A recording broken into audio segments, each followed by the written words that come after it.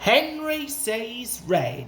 Henry found life boring at the works. The men worked hard to make him better, but it seemed ages before he was ready. At last, however, when he had passed the tests to make sure he was mended properly, men came to repaint him.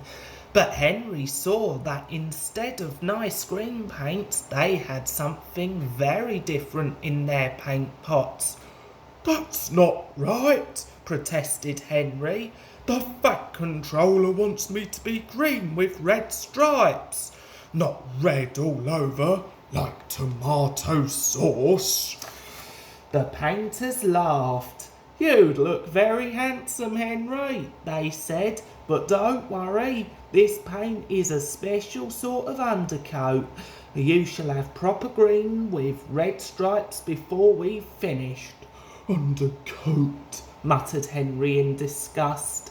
"Whatever would the other engines say if they saw me looking like this?" The men laughed and carried on painting. Early next morning his driver came. "Wake up, Henry," he said. "There's an emergency at the big station and the Fat Controller says you're to help." "But I can't go like this," exclaimed Henry. "They'll all laugh like anything." "No choice," said his driver.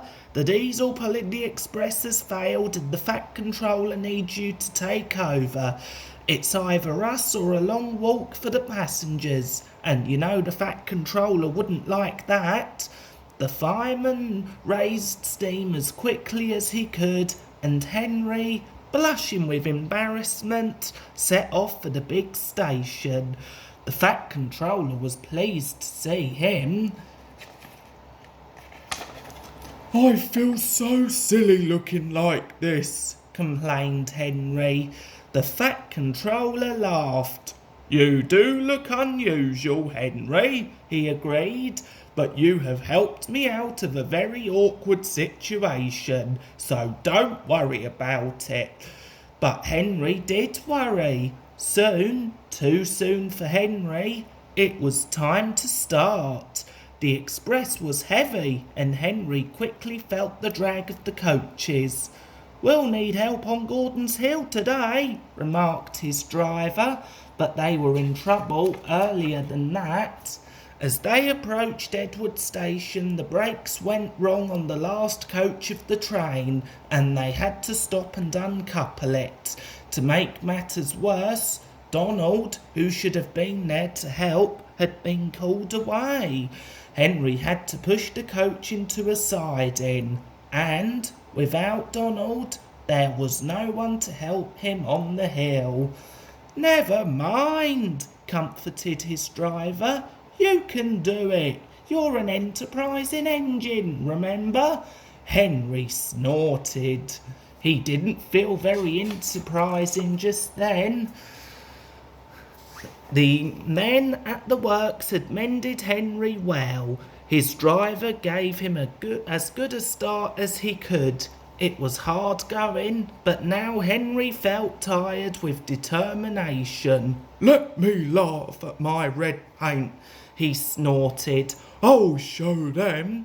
Slowly he struggled upwards. "I can do it, I can do it, I can do it," he panted. "Oh dear, will the top never come?" Then suddenly, there it was. "I've done it, I've done it, I've done it," he puffed proudly. After that, it was much easier, and they reached the other railway quickly. The Fat Controller, who had been on the train, came to congratulate Henry. "Well done, Henry," he said. "I'm very proud of you.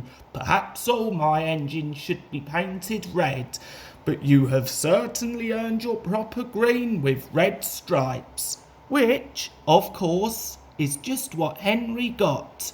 And when he at last returned to the shed, there was a warm welcome for Henry the Green Engine.